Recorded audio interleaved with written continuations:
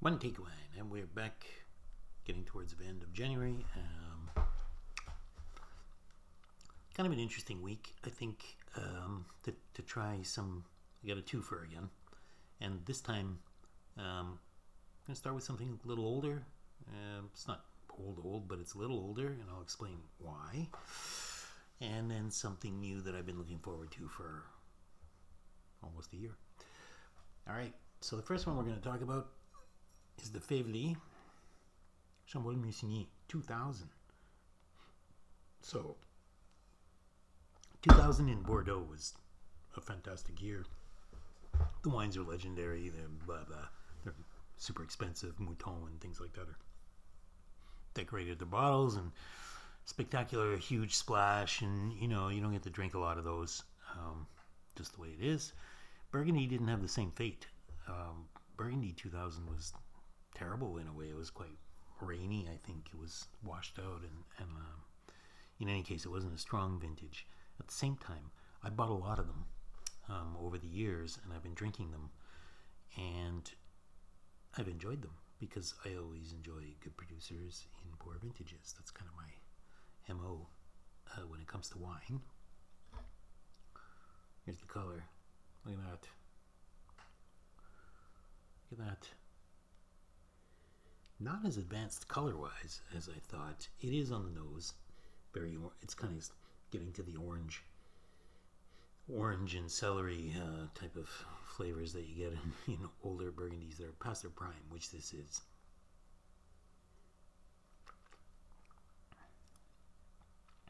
And at the same time, it's the way these are the way Burgundies used to be built. Very high acidity, root cellar flavors that kind of come through, and a metallic tinge that's basically telling me that it's pretty much over for this wine. It's seen better days, and if you have them, drink them up. At the same time, I am going to finish this bottle because it's not terrible. B, I'm kind of enjoying this sort of profile a little bit, and 2000 I know was a weaker vintage, and we just have to accept it for what it is. It's a Village Chambolle Musigny, but it's a Faiveley Chambolle Musigny, and my beef with Faiveley's Chambolle Musigny, because I always drink them young. I always get them young, and I always find them completely inaccessible. Not particularly good because they're so inaccessible. They're very herbal and shut down, shut off. Not very giving. This is more open, but it's starting to get volatile. It's starting to get pinchy and acidic and a little tinge of metal towards the finish, but there's enough sweetness in the fruit to kind of carry it through. That's sort of saving the day on this wine. It's definitely worth drinking. Chambolle or not Chambolle, it doesn't have the, good Chambolle to me is a very mysterious wine. It ends up sucking you into the depths of its swirls of darkness. It's a mysterious wine. It's a wine of mystery, and I always find it shimmers between flavors. Like the good ones, they tend to start off one way, and from 1 second to the next, they're kind of always moving around. Von Romanée does that too, but not really. It does it in a different way, in a spicier way, you could say. Either spicier or earthier. This feels very much like a farmer wine for some reason. A good quality Chambolle Musigny that has survived the years, that I'm glad I got to try, because I haven't tried an old Faiveley Chambolle Musigny.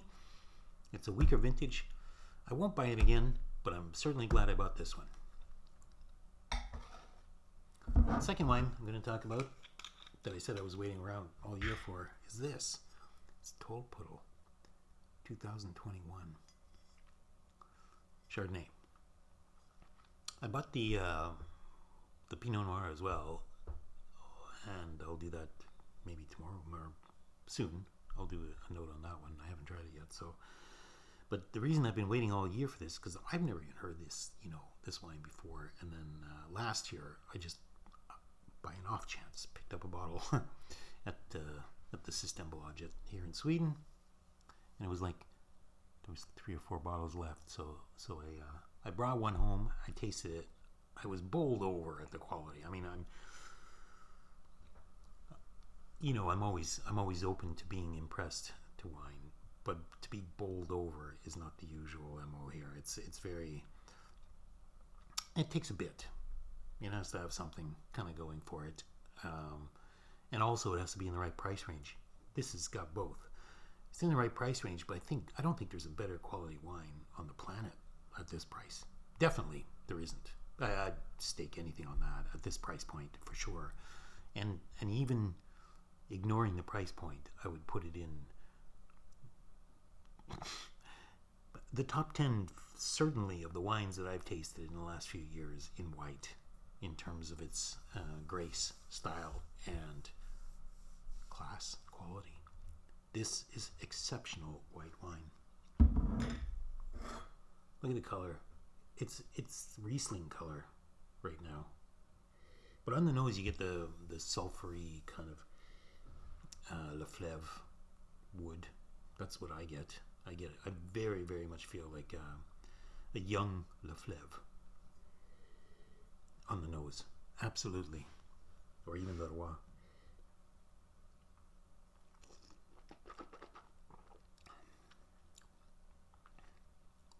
Exceptional. The purity, the cleanliness, pear, a little bit of melon, but that sulfury smokiness is very engaging. And this is super long. This has 3 story. This is a 3-part story here. This is fruit clips off a little bit to the mid palate, which is a little denser.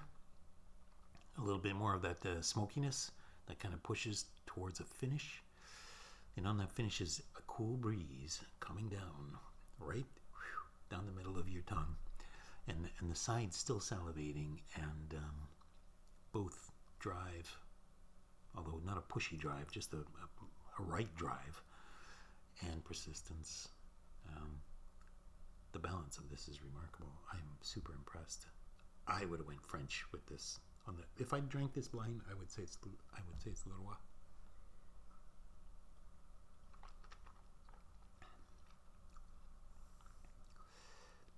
Maybe not in the extraction. Maybe not in that old viney way that you can get from La Lubie's, but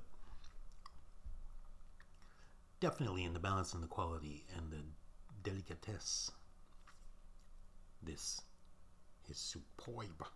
I'm so happy. They released them today. I went down there. There's hardly anybody there. The guy in front of me took 6 of them, but I managed to get 4. I'm thinking about going back this afternoon and buying the rest. I mean, honestly, you're not going to get, you just can't do better than this.